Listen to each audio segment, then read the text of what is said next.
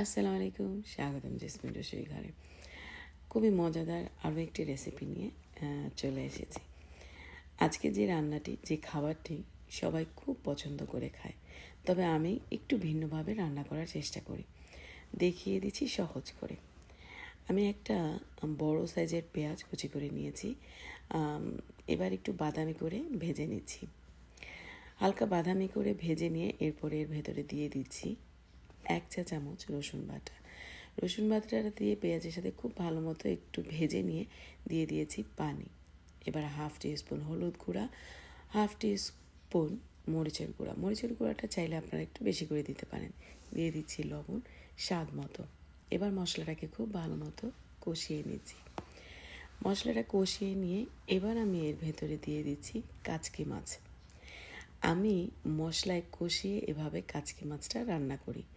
আমি জানি অনেকেই একদম মশলার সাথে মেখে নিয়ে একেবারে সামান্য পানি দিয়েই চুলায় বসিয়ে দেয় এই মাছটা রান্না করার জন্য, তবে আমি সবসময় এভাবে রান্না করি।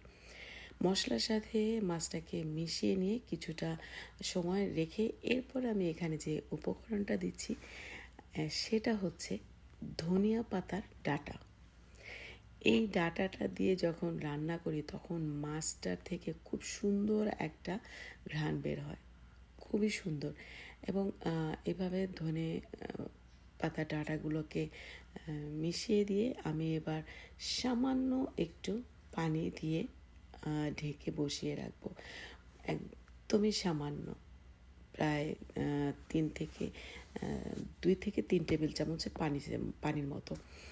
এভাবে পানিটা দিয়ে এবার দমে বসিয়ে রাখবো। চুলার আঁচটাকে আমি মিডিয়াম থেকে লো হিটের মাঝামাঝি রেখেই এই মাছটা রান্না করি। এই মাছটা খেতে অসাধারণ লাগে। মাছটা যখন হয়ে আসবে তখন আমি এভাবে কাঁচামরিচ দিয়ে আবারও আমি মিশিয়ে দিচ্ছি।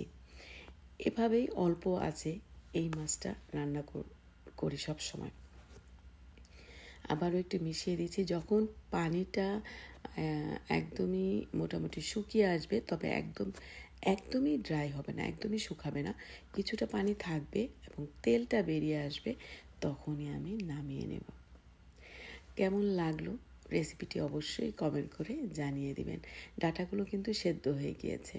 এরপরে নামিয়ে নিচ্ছি।